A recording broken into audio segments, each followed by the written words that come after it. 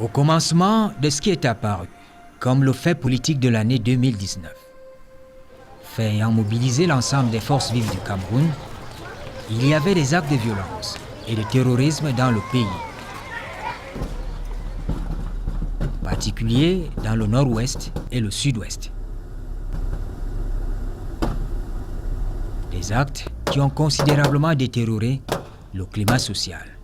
Quand il y a eu la situation en 2016, les revendications des avocats, la grève des avocats, la grève des enseignants, le chef de l'État a tout de suite réagi en demandant que j'aille à Bamenda. Et à Bamenda, j'ai passé 2 jours parce qu'en fait, les revendications touchaient à des sujets extrêmement importants, des sujets qui pouvaient nous amener à trouver des solutions aux problèmes qui nous gênent constamment. Donc, nous avons créé par la suite 2 comités ad hoc. Et je dois dire que les discussions se sont passées dans de très bonnes conditions.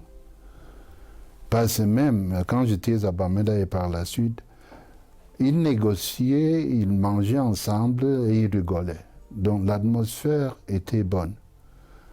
Et toutes les conclusions qui ont été tirées et présentées au chef de l'État ont été entérinées par le chef de l'État. Je peux avouer que le chef de l'État avait pris une position forte. Il avait demandé que nous, on ne passe pas notre temps à ne regarder que les revendications des enseignants et des avocats. Il avait insisté que si, dans nos discussions, on trouvait qu'il y avait des choses qu'il fallait faire, même si ce n'était pas revendiqué par les enseignants et les avocats, il fallait absolument le faire. Je prends des exemples. Ce qui concerne les enseignements, l'école supérieure polytechnique de Bamenda a été créée à l'université de Bamenda. Ce n'était pas demandé par les enseignants. En ce qui concerne les avocats, une section common law a été créée à la Cour suprême. Les avocats n'avaient pas demandé cela. Donc voilà un signe qu'il y a eu beaucoup de bonne foi dans tout ce que nous avons fait. Le chef de l'État a tout entériné. La seule chose qu'on n'a pas pu gérer, et je crois qu'on ne peut pas gérer ça, c'est la sécession. Les indicateurs précis de l'état des relations entre les citoyens établissent un contexte social et sécuritaire difficile dans le nord-ouest et le sud-ouest, ainsi que dans d'autres régions, notamment dans l'extrême nord.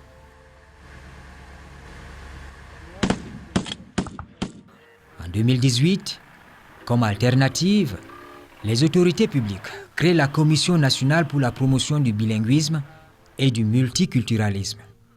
Vous savez que notre commission est chargée de la promotion du bilinguisme et du multiculturalisme dans l'optique de maintenir la paix, consolider l'unité nationale et de renforcer la volonté du peuple camerounais pour le vivre ensemble.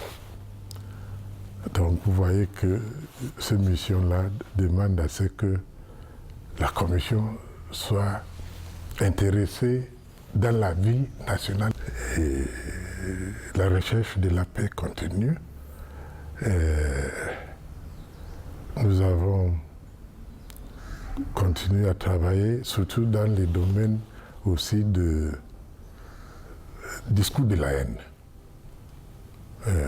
qui connaît un essor remarquable dans notre pays. Nous avons mené une campagne contre les discours haineux. Nous sommes tous Camerounais. Il n'est pas question de stigmatiser nos frères et sœurs. En matière de l'unité nationale, de la cohésion sociale, nous avons travaillé dur pour avoir une loi sur la promotion des langues officielles, des 2 langues officielles. Nous avons tenu un colloque sur les multiculturalisme camerounais à la croisée des chemins. Et nous avons invité des universitaires et autres experts à la matière qui, lors des discussions et des débats, nous ont permis de sortir avec des recommandations.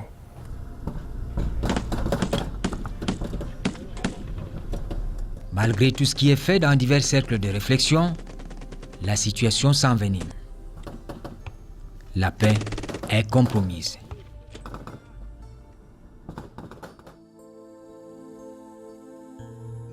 Clé de voûte du système politique camerounais, le chef de l'État, garant de l'indépendance nationale, de l'intégrité du territoire, de la permanence et de la continuité de l'État, se résout, au soir du 10 septembre 2019, à convoquer des assises à l'échelle nationale. Une offre de paix pour détendre davantage l'atmosphère. Je voudrais solennellement réitérer en ce jour cette offre. Ceux qui volontairement déposent les armes et se mettent à la disposition des centres de DDR n'ont rien à craindre. Leurs camarades qui s'y trouvent déjà peuvent en témoigner. En revanche, ceux qui persisteront à commettre des actes criminels, à violer les lois de la République, feront face à nos forces de défense et de sécurité et subiront toute la rigueur de ces mêmes lois. J'ai la ferme conviction à cet égard que le moment est venu de mobiliser toutes les forces positives et constructives de notre pays, à l'intérieur comme dans la diaspora, pour que ces désirs deviennent une réalité. C'est pourquoi j'ai décidé de convoquer dès la fin du mois en cours un grand dialogue national qui nous permettra, dans le cadre de notre Constitution, d'examiner les voies et moyens de répondre aux aspirations profondes des populations du Nord-Ouest et du Sud-Ouest, mais aussi de toutes les autres composantes de notre nation. Le dialogue dont il est question concernera principalement la situation dans les régions du Nord-Ouest et du Sud-Ouest. Mais il est évident qu'en cela même qu'il touchera à des questions d'intérêt national, telles que l'unité nationale, l'intégration nationale, le vivre ensemble, il ne saurait intéresser uniquement les populations de ces deux régions. Matériellement, la parole du président de la République est traduite dans les faits par la tenue des consultations préalables au dialogue, en vue de déterminer non seulement le cadre le plus approprié, mais aussi de solliciter les contributions et les opinions d'un large éventail de Camerounais. Un grand nombre de délégations composées d'avocats, d'enseignants, d'acteurs de la société civile, de leaders politiques, d'autorités religieuses, des responsables des syndicats défilent dans les services du Premier ministre. Le champ d'action est bien circonscrit. Les problèmes sont des problèmes, à mon avis, qui sont d'ordre économique, que ce soit au nord-ouest, au sud-ouest, comme à l'extrême nord. Ces problèmes sont d'ordre économique. Il va falloir rapidement mettre en place des programmes économiques. Quant à l'emploi des jeunes, c'est la mise en place immédiatement de la mise en valeur des terres agricoles qui va non seulement booster l'économie, créer la croissance et sortir du système virtuel, parce que la croissance, il faut rester dans le système économique réel. La production créant la croissance, la production créant les emplois. Le Cameroun en lui-même a suffisamment de terres, des hommes pour pouvoir créer sa croissance économique. Nous voyons ce qui se passe dans les communes aujourd'hui. Il faut absolument que les handicaps soient levés. Et pour que la région qui s'installe, dont l'élection est attendue, soit porteuse d'espoir pour le développement de chacune de nos régions. Que le gouvernement mette l'État unitaire décentralisé complètement en place. C'est la seule chose qu'on demande. Le problème revient à la régionalisation.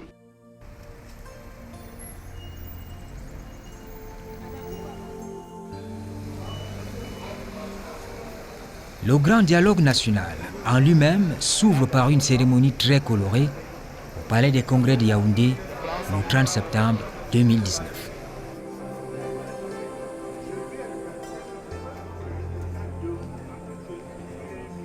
Tout ce que le Cameroun compte comme élite se retrouve ici pour des agapes intellectuelles sur des crises multiformes, et singulièrement la situation conflictuelle persistante dans le nord-ouest et le sud-ouest.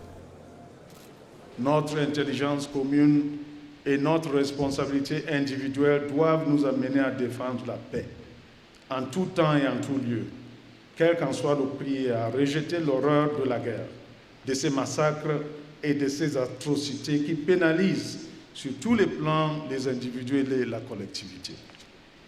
L'idéal de paix, premier élément de notre devise, que le chef d'État s'attelle inlassablement à promouvoir et à consolider, doit être la quête absolue de cet important rendez-vous national. As we officially begin this major national dialogue, Une curiosité tout de même dans la grande salle du Palais des Congrès.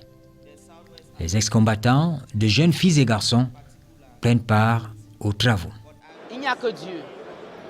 Il n'y a que l'amour pour les enfants. Il n'y a que l'amour pour les enfants. Il n'y a que l'amour pour nos parents, l'amour pour son pays et l'amour pour le futur. J'ai vu qu'il n'y a aucun futur dans la guerre. Il n'y a aucun futur dans la guerre. La guerre n'apporte que les larmes. La guerre ne fait que perdre beaucoup de nos frères. J'ai vécu les moments qui font couler les larmes.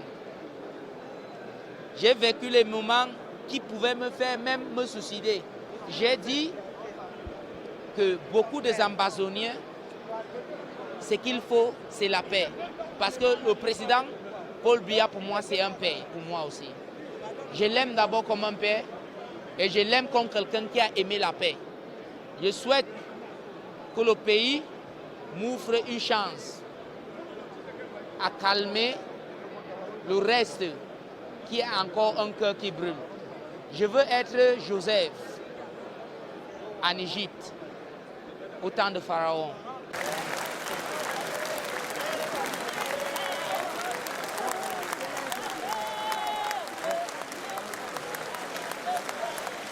Le jeune qui a parlé le jour d'ouverture de ce dialogue, Kawa Kawa, il vient de chez moi. Ce jeune-là, il a terrorisé la population de Manfé pour 2 ans. Je le connais personnellement. Mais pour dire que Kawa Kawa a déposé les armes et sorti de la forêt, c'est pour dire que c'est possible. C'est de ce moment, c'est possible. Donc je suis content, n'est-ce pas, pour donner ce témoignage, parce que ça, ce n'est pas que... Je connaissais son nom depuis, mais la face, je ne connaissais pas. Et que Kawa Kawa a déposé les armes, et maintenant il est parmi nous pour dialoguer, c'est quelque chose, c'est un bon témoignage. Ces enfants qui reviennent, qui se repentissent, qui ont décidé de retourner à la vie normale, nous les accueillons à bras ouverts. Et nous sommes très contents de leur décision parce que ça va permettre une reprise de la vie normale pour eux-mêmes et pour les populations du nord-ouest et du sud-ouest. Parce que vous savez très bien que c'est à cause de ces enfants que la vie tourne au ralenti dans ces régions, que nous avons perdu beaucoup de vies.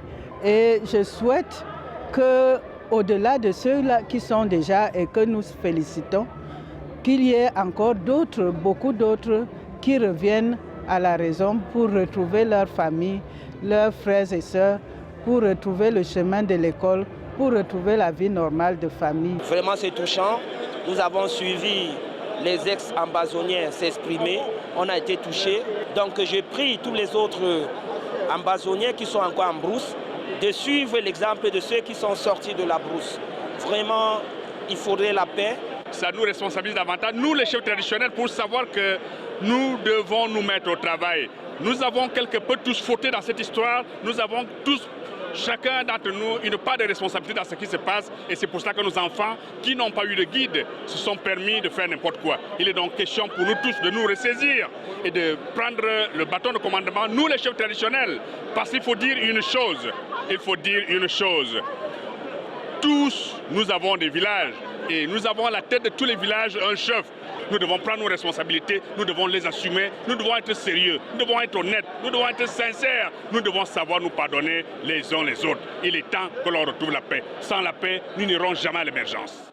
Je pense que le jeune combattant a tout dit ou presque, mais il faudrait que dès à présent que nous arrivons à mettre nos différences de côté, que nous acceptions les différences des uns et des autres, que spécifiquement tous ceux qui viennent ici chargés d'ego et d'autres sentiments les gardent dans leur voiture pour qu'on se parle les yeux dans les yeux.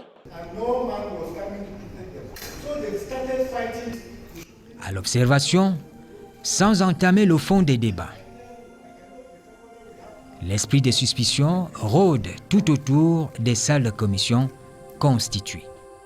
Et tout le monde a parlé en toute franchise, tout le monde qui a pris la parole a parlé en toute franchise et tout le monde disait ce qui était dans son cœur. C'est l'impression qu'il y a eu, mais il semble qu'il y a des autres qui n'étaient pas contents, même moi. Mon impression est très positive. J'ai cité le cas, moi-même quand j'ai pris la parole, j'ai cité le cas d'une vieille maman qui a dit pour régler le problème, il faut que l'armée quitte les lieux et que les boys rendre, n'est-ce pas, leurs armes, parce qu'ils ont les armes illégalement. Au Cameroun, pour avoir des armes à feu, il faut la permission de l'État. Mais toute l'armée doit avoir des armes, prêts à défendre, n'est-ce pas, les pays au cas que l'ennemi vient de l'extérieur. Ce qui a été dit est vraiment très important sur la décentralisation, qui doit être la plus poussée possible parce que les populations ont besoin d'une large autonomie. Sur la reconstruction, parce que les populations déplacées, il faut des maisons pour qu'elles rentrent. Donc il faut construire des maisons, pour que, surtout pour les plus démunis, pour qu'elles puissent rentrer dans leur fief. Sur l'aspect identité culturelle. Alors, si je peux me permettre un mot, nous fonctionnons encore sur la base de anglophones et francophones, mais je crois qu'on doit aller de l'avant. On doit voir un Cameroun bilingue, où il n'y a ni anglophone ni francophone. Et je pense que le système éducatif est en train d'aller vers cela pour nos enfants qui passent d'une langue à une autre allègrement. Vraiment, j'ai des inquiétudes par rapport à la manière dont les travaux ont commencé. Et j'ai le sentiment que jusqu'à là, c'est un monologue. Parce que toutes les commissions ont été déjà créées avec des membres désignés. Ce n'est pas dans un processus comme celui-ci, il faut donner la possibilité aux membres de choisir leur commission. Et en commission, nous pouvons élire des bureaux, même à l'Assemblée nationale du Cameroun. C'est comme ça que ça se fait. Donc nous avons une tradition où les élus choisissent leur commission, dont les participants devraient choisir leur commission et élire leur bureau. Mais ce n'est pas le cas. Donc on nous dit que dans les commissions, les travaux vont se passer autrement. Nous sommes là, nous allons voir comment est-ce que les travaux vont se dérouler en commission, mais déjà l'impression que nous avons, parce que je me suis concerté avec les autres membres de la diaspora, ce n'est pas une bonne impression déjà. Cela semble être un monologue. Et si tel est le cas, nous avons peur que les instructions du président de la République ne seront pas respectées. Vous savez, je ne suis pas un néophyte. J'ai assisté à plusieurs conférences, j'ai été président du MAEP, qui est un mécanisme qui fait la médiation. Et j'ai eu cette expérience. Et ce que je vois comme démarche ici, là, je n'ai jamais vu nulle part ailleurs. Nulle part ailleurs. Et ça me désole parce que j'aime ce pays. Et là, et je l'espère, que j'ai tort, Il faut dire qu'il y a une question qui est revenue plusieurs fois et qui nous tient à cœur. Nous avons d'ailleurs soulevé cette question, c'est la question de la langue. Toutes les positions convergent vers l'adoption, n'est-ce pas, d'une langue nationale qui sera une des résolutions, n'est-ce pas, du problème que nous avons aujourd'hui. Parce que les gens se battent pour un legs colonial, c'est-à-dire que la langue française et anglaise, qui ne sont pas des langues camerounaises, mais qui doivent être, c'est-à-dire des avantages ou alors une opportunité d'usage, d'échange et même d'ouverture dans le monde. Mais nous devons donc aller vers une langue pour commencer déjà à créer une identité propre camerounaise. Par moments, le ton monte à la Commission de la décentralisation et du développement local. Ici, le statut spécial accordé au nord-ouest et au sud-ouest, ainsi que la forme de l'État, s'invitent à la discussion. Ce qui se passe, c'est que ceux qui président la commission ont fait un rapport qui nous ont présenté à l'effet d'approbation. Et les fédéralistes ont essayé de provoquer une espèce de reprise des travaux à l'effet d'amener le rapport à retenir que la commission a préconisé le fédéralisme, ce qui n'est pas le cas, parce que la commission a dit qu'elle a retenu que le fédéralisme n'est pas une panacée. Et qu'on peut donc, dans le cadre de l'option du chef de l'État, la décentralisation, régler les questions spécifiques. D'ailleurs, les anglophones, comme un seul homme, ont accepté la proposition que je considère comme dangereuse et populiste de l'ancien ministre Akame Fumu, qui demande que dans le cadre de l'article 62 de la Constitution, qu'on crée un statut particulier pour les régions du nord-ouest et du sud-ouest. Le maire de Konsamba a dit attention au statut particulier, parce que chacun peut faire valoir un statut particulier. Et justement, on lit donc les différentes suggestions et on a refusé de retenir ce que j'ai demandé pour les populations du littoral, les autochtones du littoral, à la suite du professeur Oona Joseph, qui a dit que nous devons retenir ce qui est inscrit dans la Constitution.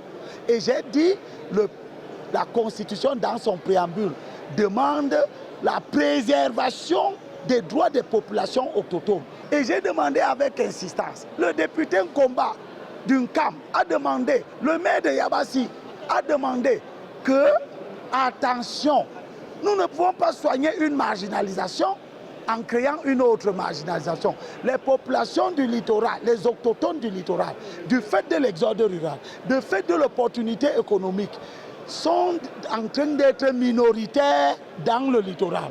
Des partis politiques qui pratiquent la démocratie du nombre n'inscrivent plus les populations, les autochtones du littoral dans les listes.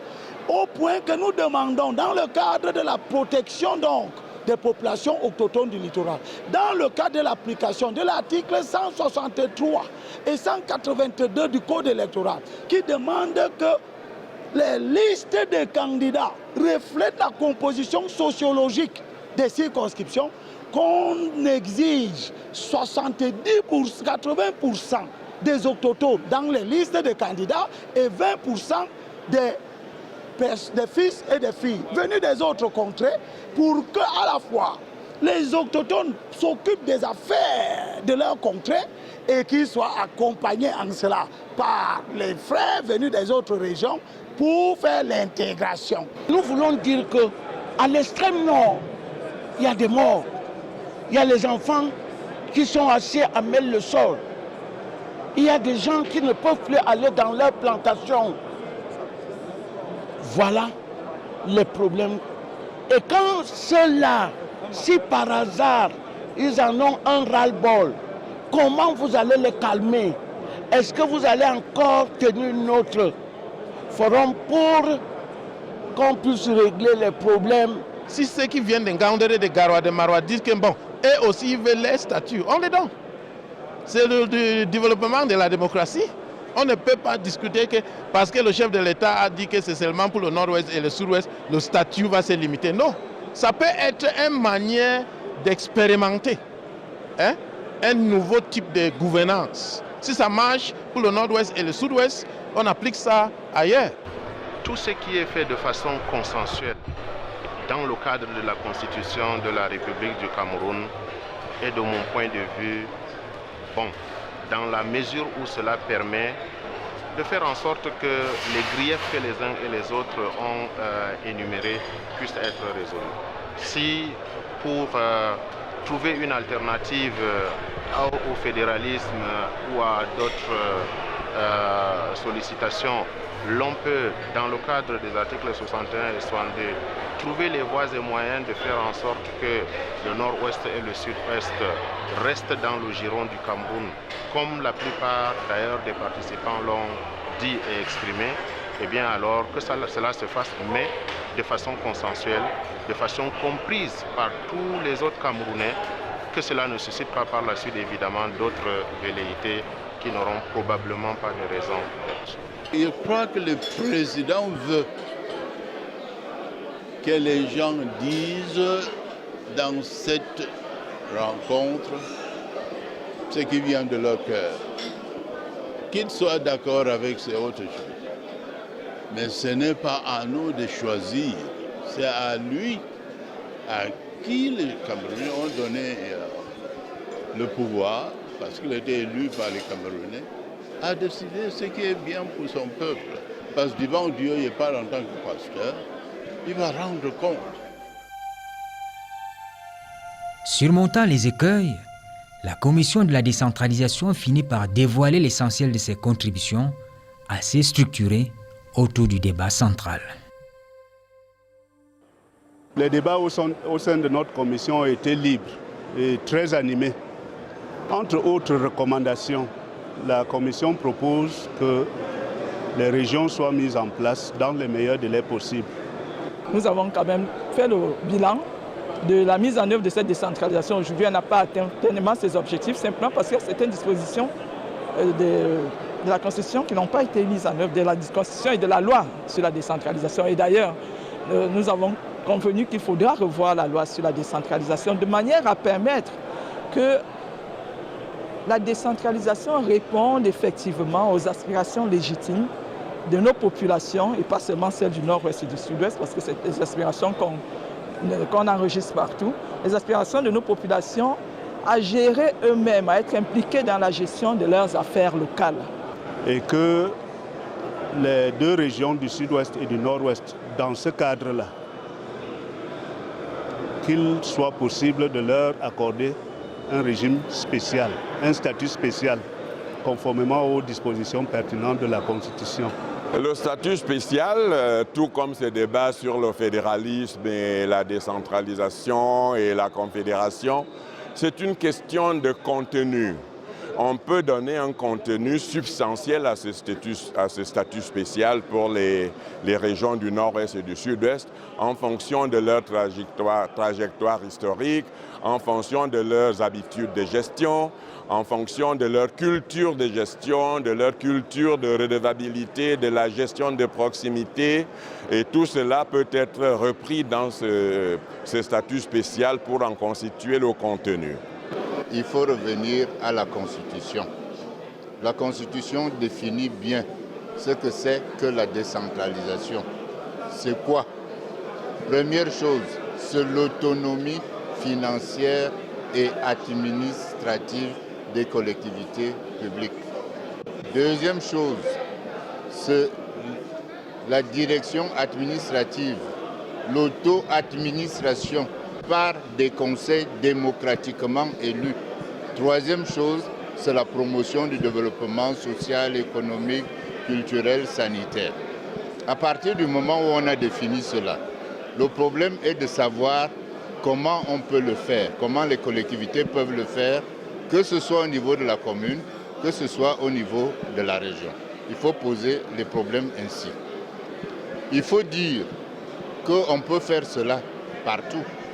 On peut le faire dans un État fédéral, encore qu'il faudrait discuter de la viabilité du fédéralisme. On peut le faire dans un État qui est confédéral, c'est déjà une autre question. Il y a presque plus d'États confédéraux, mais on peut le faire dans le cadre d'un État unitaire décentralisé. C'est ce que dit notre Constitution. Et je dois dire qu'on ne l'a pas pensé au départ, on ne l'a peut-être pas vu, mais étant un des auteurs de la Constitution, la solution était même déjà dans la Constitution. Parce qu'il y a un article de la Constitution qui dit qu'on peut avoir un régime général des régions, mais on peut aussi avoir des régions où on adapte le régime général aux spécificités. Je pense d'ailleurs que cela n'engage que moi. C'est d'ailleurs le meilleur héritage britannique. Parce que la Grande-Bretagne est organisée comment? La Grande-Bretagne est organisée par des lois qui donnent directement un statut très spécifique à certaines régions d'Irlande du Nord, le pays de Galles. C'est comme ça que la Grande-Bretagne est organisée, en fait. C'est d'ailleurs le meilleur héritage britannique. La Constitution offrait une solution. On peut s'en tenir et de dire à nos frères du Nord-Ouest, qui souffrent d'ailleurs des mêmes problèmes que les autres régions, de leur dire cela vous permet effectivement de résoudre votre spécificité. Et le grand problème, c'est que le pays doit rester un et indivisible. Sur le retour des réfugiés, la reconversion des ex-combattants et l'éducation, le recueil des recommandations est riche et varié. Globalement, on pourrait retenir deux aspects complémentaires. Le premier aspect était d'envisager les voies et moyens pour que l'enfant retourne à l'école immédiatement. Le deuxième aspect était de voir une sorte d'évaluation du système éducatif dans notre pays pour voir s'il faille modifier, changer ou alors garder en l'état. Sur le premier point, il a été unanimement reconnu que l'enfant ne peut pas être otage de la situation qui prévaut dans le nord-ouest, sud-ouest. L'école n'est pas en cause. Et sur ce point, on en appelle à ce que l'école reprenne dans les meilleurs délais. Pour que l'école reprenne, il faut que la paix revienne dans les deux zones. Pour que l'école reprenne, il faut que les enfants retrouvent les infrastructures qui ont été détruites, brûlées. Pour que l'école revienne, il faut que les enfants aient le sentiment que dans leur psychologie, après les traumatismes vécus, ils pourront commencer les enseignements et la formation attendue. Donc il est important que tous les parties prenantes, les parents, enseignants, chefs traditionnels et toute la communauté, toutes les communautés puissent apporter leur concours à ce que l'enfant retrouve cette sérénité. Sur le deuxième point, concernant le système éducatif de notre pays, l'accord unanime a été dégagé sur le fait que nous maintenions les deux sous-systèmes anglo-saxons et francophones.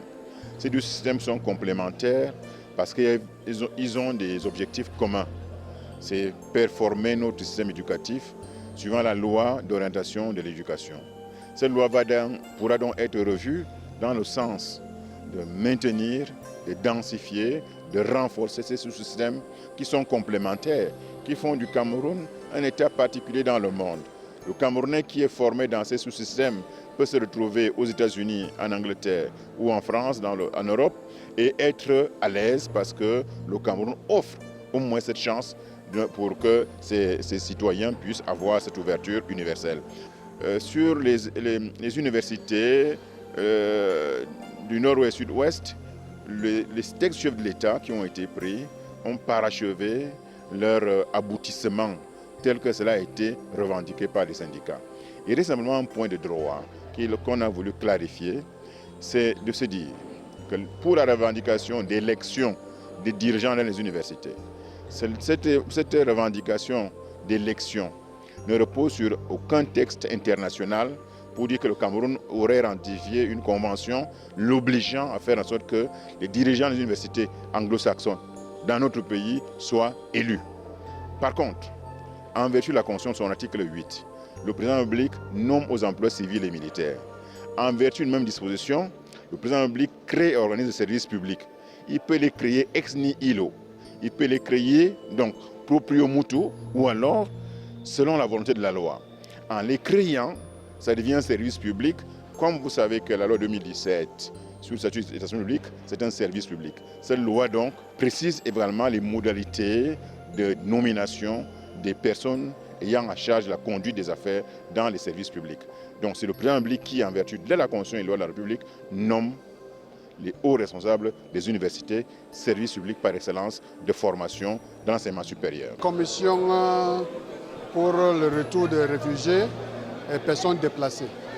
Moi, je suis très content que j'appartienne à cette commission parce que la guerre, je peux dire, cette guerre a commencé à Manfé. Et depuis, j'ai déjà fait 7 voyages au Nigeria pour visiter les réfugiés.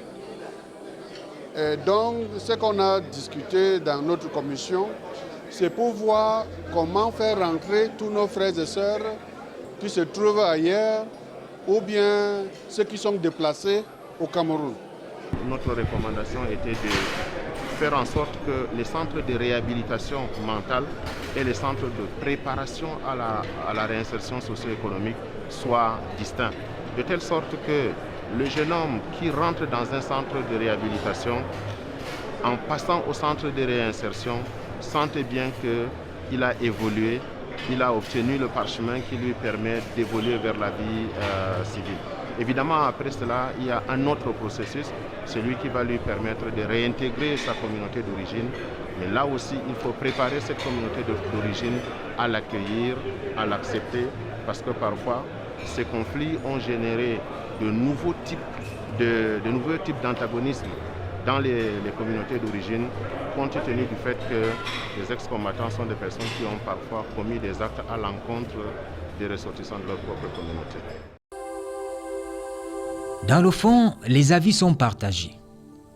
Mais globalement, les invités au Grand Dialogue national affichent une certaine fierté, celle d'avoir fait œuvre utile.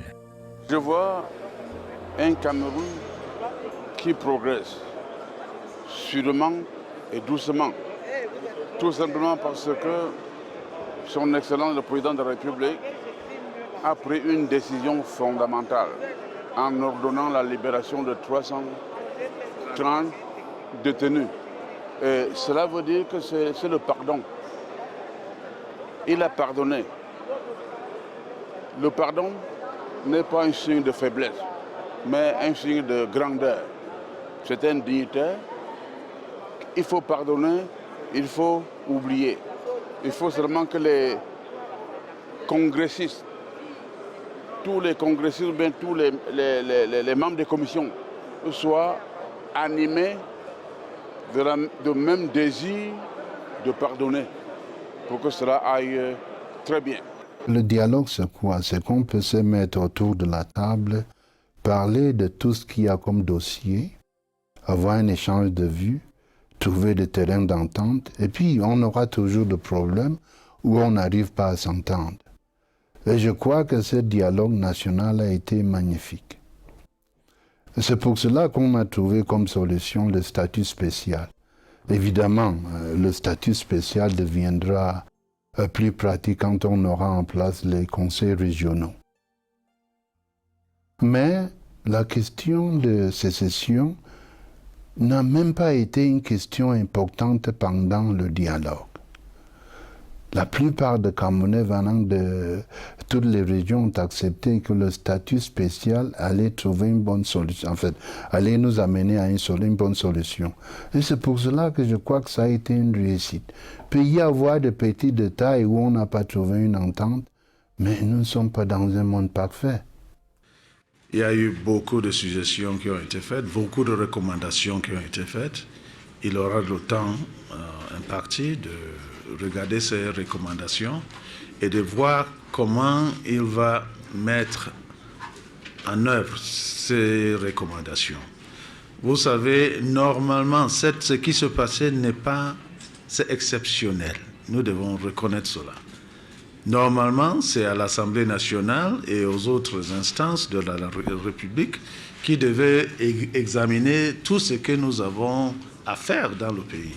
Mais le président a passé outre les institutions républicaines qui doivent s'occuper de ces choses à cause de la nature même du problème. Et donc, il a utilisé une voie exceptionnelle en convoquant ce dialogue. Il aura donc les résultats et c'est à lui de mettre ses recommandations, ce qu'il va retenir comme les plus prioritaires, et tout de suite en action. Donc c'est lui qui va déterminer la conduite. Un exemple, par exemple, nous avons parlé beaucoup de gens ont parlé de laisser ceux qui avaient commis des forfaits dans le nord-ouest et le sud-ouest.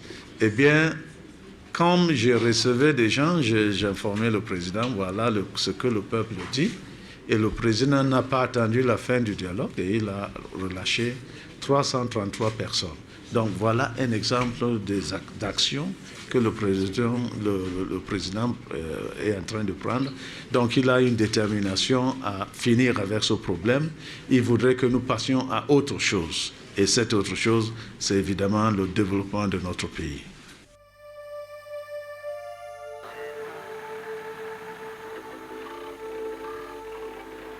Un an après le Grand Forum, des chantiers nouveaux se sont ouverts. Une indication de la volonté politique de faire avancer le processus de pacification du Cameroun. Le constat est clair. Depuis la tenue du grand dialogue national, beaucoup a été fait par le gouvernement. À titre d'exemple, la libération le 3 octobre 2019, sur ordre du président de la République, de 333 personnes détenues dans le cadre de la crise suscitée, ainsi que l'abandon des procédures judiciaires pendantes devant les tribunaux militaires contre ceux derniers. La création puis l'opérationnalisation du Comité national de désarmement, démobilisation et réintégration pour organiser, superviser et gérer le DDR des ex-combattants de Boko Haram et des groupes armés des régions du Nord-Ouest et du Sud-Ouest, désireux de répondre positivement à l'appel à la paix, laisser tomber leurs armes. La création, par décret numéro 2020-111 du 2 mars 2020, de l'École nationale d'administration locale, dont le siège est à Boya, et la nomination du directeur général et le PCA pionnier de cette institution.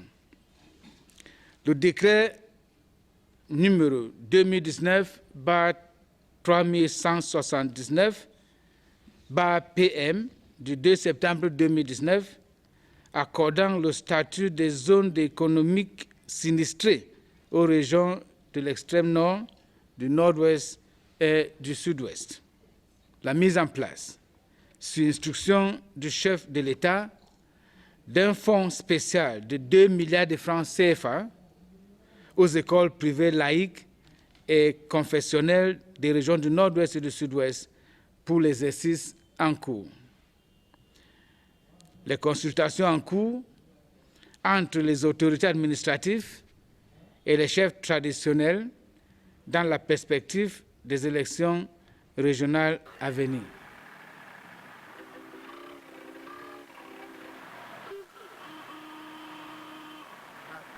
L'un des indices visibles et quantifiables, c'est le projet présidentiel de reconstruction et de développement des régions du Nord-Ouest et du Sud-Ouest. On en est encore à la phase initiale, la phase de relèvement qui précède les projets structurants, avec des investissements massifs qui vont meubler les phases 2 et tout. La reconstruction, le plan de reconstruction et de développement, tel que adopté par le Grand Dialogue National et recommandé à la très haute attention de M. le Président de la République, a été adopté pour couvrir une période de 10 ans, en 3 phases, et que pour le moment, les efforts du gouvernement sont concentrés pour la mise en œuvre de la première phase que nous préférons appeler la phase du relèvement. Relèvement du niveau de vie des citoyens des deux régions, l'objectif étant la restitution de la dignité humaine qui a été fortement entachée par les effets, par les affres de la crise. Donc, la phase de relèvement est fondamentale parce que c'est cette phase qui nous rassure de ce que l'environnement est propice pour accueillir les grands projets structurants qui sont envisagés dans la phase 2 et la phase 3. Revenant de manière précise sur la première phase qui constitue les relèvements des deux régions, cette phase a été évaluée à 90 milliards environ et le gouvernement s'est engagé à contribuer à hauteur de 10%. À ce jour, sur très haute instruction de M. le Président de la République, les 10% du Trésor public ont été décaissés et sont déjà dans le compte bancaire de notre partenaire d'implémentation qui est le programme des Nations Unies pour le développement. Pour ce qui est de la mobilisation du reste, dans les 90%, nous n'avons pas de doute que pendant la période d'exécution de cette phase qui serait entre 2 et 3 ans, les partenaires vont nous permettre de pouvoir couvrir le gap qui est de 90%. Il faut dire que il y a quelques temps,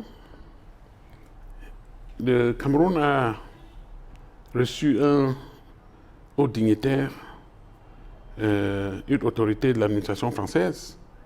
Je parle du ministre des Affaires étrangères, M. Yves Le Drian, qui, lors de son passage au Cameroun, a pris l'engagement au nom de son pays pour contribuer à hauteur de 62 millions d'euros, donc 40 milliards de francs CFA. En ce moment, nous poursuivons les échanges avec le gouvernement français afin de nous entendre sur comment arriver au décaissement de ces fonds.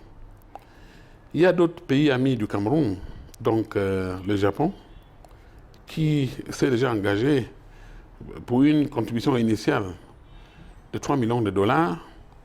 Et en ce moment, il est question d'affiner les choses au niveau de leur administration à Tokyo pour que ces financements puissent nous atteindre. Beaucoup d'autres pays se sont signalés, tout comme d'autres organisations internationales, mais je pense qu'il y a quelque chose de très intéressant qu'il faut relever. Quand un certain nombre de pays africains ont signalé leur grand intérêt à participer à ces financements.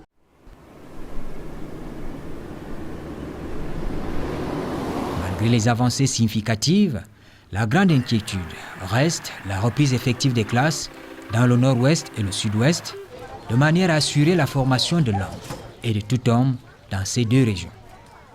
L'éducation, c'est un droit. Et c'est d'autant plus regrettable que ces deux régions étaient connues pour l'excellence de l'éducation dans notre pays. Moi-même, je suis produit d'une école confessionnelle appelée Sassé College, St. Joseph's College Sassé, très connu, très fameux, avec des professeurs comme professeur Noumangou, etc., qui sont aussi sortis de cette école. Et qu'aujourd'hui, ces écoles ont chuté, ce n'est pas acceptable. Nous avions le Sacred Heart College, Our Lady of Lourdes College, Seka Baptist, Baptist High School, etc., etc.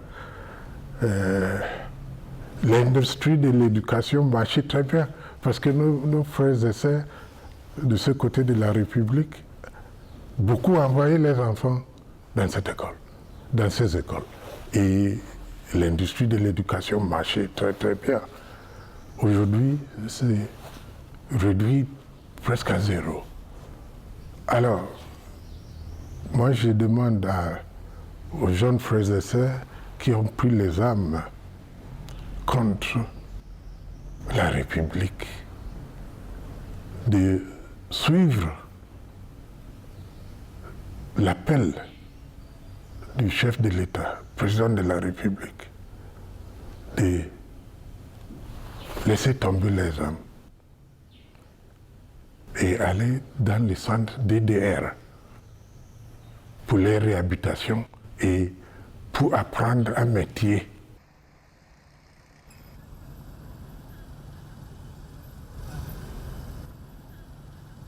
Dans l'esprit et la lettre de l'initiative du président de la République visant à offrir une plateforme d'échange sur des questions d'intérêt commun, le dialogue se veut une construction permanente avec des résultats à long terme.